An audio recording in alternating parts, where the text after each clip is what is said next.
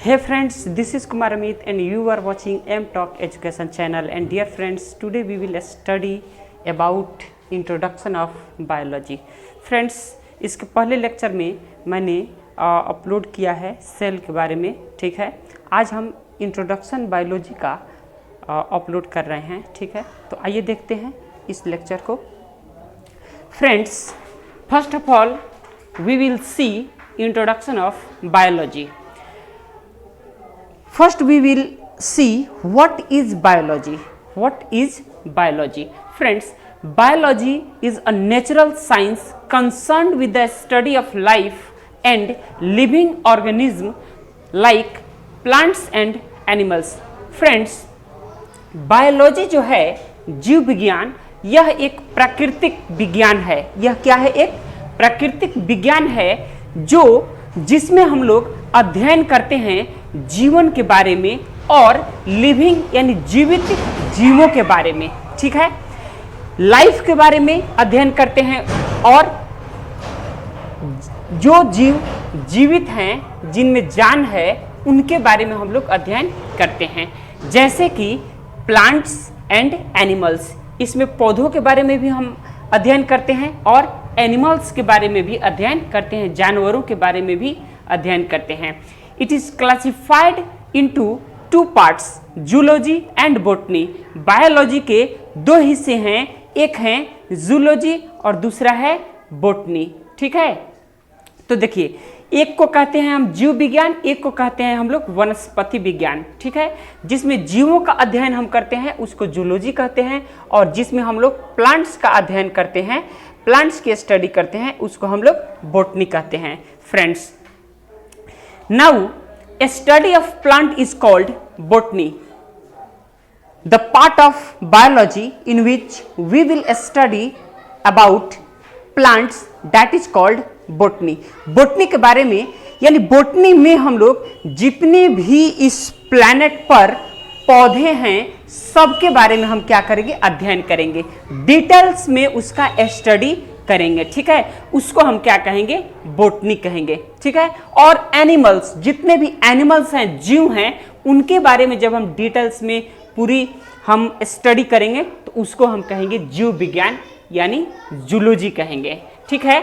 Zoology and botany are collectively known as, botany and zoology are collectively known as biology.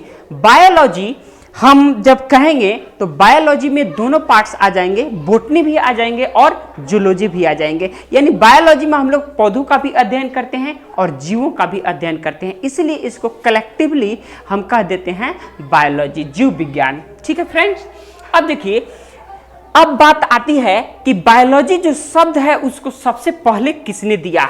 By whom the word biology, by whom the word biology was coined by, ठीक है। coined by यानी किसके द्वारा सबसे पहले biology शब्द दिया गया, ठीक है, coined किया गया। तो वो कौन है? वो हैं हमारे लामार्क साहब, ठीक है। वो हैं हमारे लामार्क साहब और ट्रीवायरनस, ठीक है, ट्रीवायरनस, नाम थोड़ा उल्टा है, ठीक है, ट्रीवायरनस। ये दोनों जो हैं, इन्हीं लोगों ने सबसे पहले बायोलॉजी शब्द को क्या अस्तित्व में लाया, ठीक है। Friends, next, that is why, इसीलिए, दैट इज वाई, इसलिए, that is why he is known as the father of biology. इसलिए इनको, लामार्क को और ट्रीवायरनस को हम कहते हैं बायोलॉजी के पिता, जीव विज्ञान के पिता। ये इंपॉर्टेंट क्वेश्चंस भी है कि जीव विज्ञान के पिता किसको कहा जाता है, जीव विज्ञान का पिता किसको कहा जाता है, ठीक है। तो ये कहा जाता है लामार्क को। फादर ऑफ जूलॉजी भी लामार्क को कहा जाता है, ठीक है। इसलिए अब देखिए, थियोफ्रास्टस एक है, थियोफ्रास्टस। थियोफ्रास्टस को जाना जाता है बॉटनी के पिता के रूप में, ठीक है। Theophrastus is known as a father of botany, ठीक है। बॉटनी के जो फादर हैं वो है थियोफ्रास्टस। फ्रेंड्स, इसके बाद से एक चीज है कि the scientist who gave his thought for the first time about the life of plants and animal was Aristotle. Aristotle साहब वो इंसान हैं जिन्होंने सबसे पहले क्या सोचा, यानी उन्हीं के दिमाग में सबसे पहले ये बातें आई, ठीक है, कि लाइफ का अध्ययन किया जाए, ठीक है, प्लांट्स और एनिमल्स के, ठीक है, प्लांट्स का अध्ययन, एनिमल्स का अध्ययन, ये जो सारा जो ये थॉट है, ठीक है, ये जो सोच है वो निकल करके सामने आई किसके द्वारा, एरिस्टोटल के द्वारा। Aristotle was the person who gave the thought about plants and animal, यानी study of life of plants and animal. This thought was given by our scientist Aristotle, ठीक है फ्रेंड्स। नेक्स्ट देखते हैं कैरेक्टरिस्टिक्स ऑफ लिविंग ऑर्गेनिज्म। जो living organism है on this planet, there are million and millions of the organism and about this we study, ठीक है, हम उसके बारे में अध्ययन करते हैं फ्रेंड्स। तो what is the basic character by which we can recognise the all living organism. जितने भी लिविंग ऑर्गेनिज्म इस प्लैनेट पर हैं वो कौन कौन से ऐसे कैरेक्टर्स हैं जिसके माध्यम से हम लोग उन्हें पहचान लेते हैं कि ये जीव क्या है, लिविंग है, और ये जीव नॉन लिविंग है, इसमें जान है और इसमें जान नहीं है फ्रेंड्स। तो आइए देखते हैं क्या क्या है। सबसे पॉइंट नंबर 1, यानी सबसे पहला पॉइंट है कि they have cellular organisation and also respire, take in oxygen and evolve carbon dioxide. Friends, सबसे पहला जो मोस्ट इंपॉर्टेंट जो क्या है पॉइंट है वो है कि इन जीवों में एक सेलुलर ऑर्गेनाइजेशन होता है फ्रेंड्स। इन जीवों में क्या होता है, सेलुलर ऑर्गेनाइजेशन होता है, यानी ये जीव हैं मोर देन 1 चीजों से ये क्या रहेंगे, बने रहेंगे, ठीक है, मोर देन 1 सेल से भी बने रहेंगे। एक चीज और साथ ही साथ हम बता देते हैं कि अगर एक सेल है तो उसके अंदर क्या है, माइटोकॉन्ड्रिया है, गोल्जी बॉडीज है, न्यूक्लियस है, ये जितने भी सेल ऑर्गेनेल्स हैं इनका एक ऑर्गेनाइजेशन है। अगर मल्टी सेलुलर वो जीव है तो उसके साथ साथ इस सेल्स ऑर्गेनेल, यानी पार्टिकुलरली एक सेल की बात करें तो उसके साथ साथ और भी million and millions of cells हैं जो कि क्या बनाते हैं, टिश्यू बनाते हैं, ठीक है, टिश्यू से ऑर्गन का निर्माण होता है, ठीक है, और बहुत सारे ऑर्गन मिलकर के हमारे बॉडी का निर्माण करते हैं फ्रेंड्स। तो इस तरह से हम देख सकते हैं कि इनके अंदर क्या होता है, तो एक सेलुलर ऑर्गेनाइजेशन होता है और ये रेस्पायर करते हैं, ये सांस लेते हैं और सांस छोड़ते भी हैं फ्रेंड्स। तो इनमें क्या है, ये ऑक्सीजन को सांस लेते हैं, यानी इनटेक क्या करेंगे, तो ऑक्सीजन करेंगे, और उसके बाद से इवॉल्व क्या करेंगे, अपने अंदर से निकालेंगे क्या, तो कार्बन डाइऑक्साइड निकालेंगे, ठीक है फ्रेंड्स। इसके बाद नेक्स्ट जो पॉइंट है वो है metabolism is one of the most important characteristics feature of the living organism.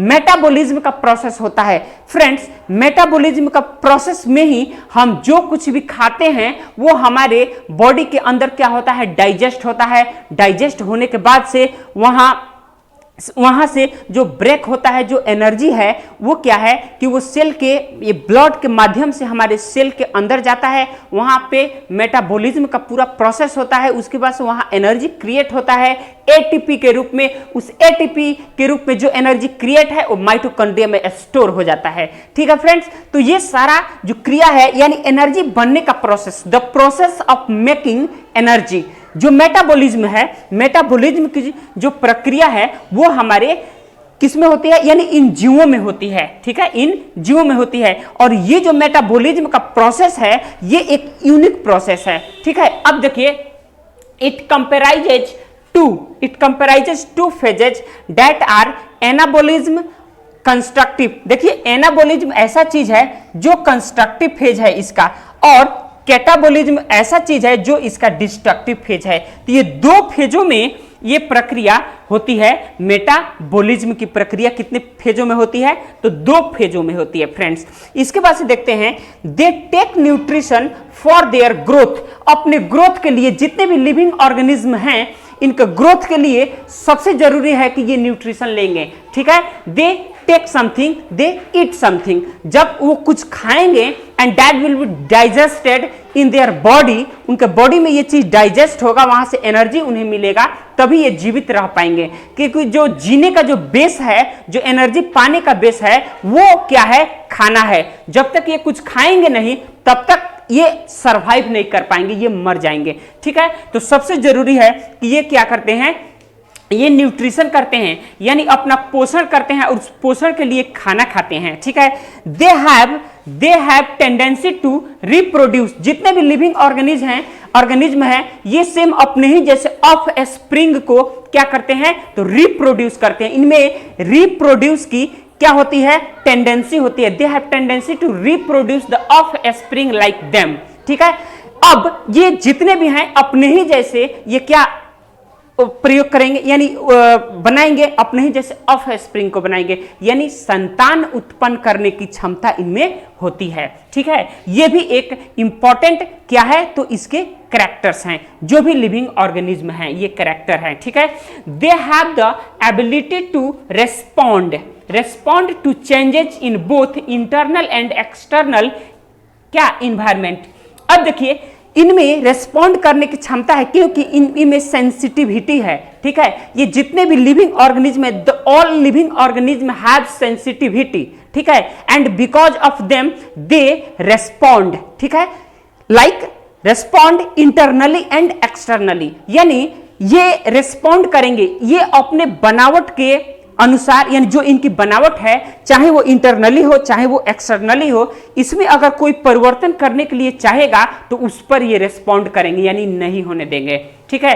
क्यों? क्योंकि ये सेंसिटिव है, यानी इनमें सेंसिटिविटी है। जैसे हम एक एग्जांपल लेते हैं कि जो लिविंग ऑर्गेनिज्म है उसके शरीर को जैसे ही हम छुएंगे तो वो रिस्पॉन्ड करेगा। मानव को हम देखते हैं, अगर उसको एक थापड़ मारेंगे तो तुरंत उलट के एक थापड़ मार सकता है या कुछ बोलेगा, ठीक है। जीवों को हम देखते हैं, जानवरों को हम देखते हैं, मारते हैं या कुछ भी उनको चोट पहुंचाने की कोशिश करते हैं तो वो रिस्पॉन्ड करते हैं, मारने दौड़ते हैं, ठीक है फ्रेंड्स। तो ये जीवों में एक इनका क्या है? ये स्पेशल एक कैरेक्टर है कि ये रिस्पॉन्ड करेंगे और इनके किसी भी, चाहे एक्सटर्नली बॉडी का एक्सटर्नल पार्ट हो चाहे बॉडी का इंटरनल पार्ट हो, कहीं पर भी हम किसी भी तरह के चेंजेस नहीं कर सकते हैं, ठीक है। इसलिए ये रेस्पॉन्ड करेंगे क्योंकि ये रेस्पॉन्ड करते हैं, ठीक है। अब देखिए, अब यहां पे एक पॉइंट और है कि चांसेज आर मैक्सिमम।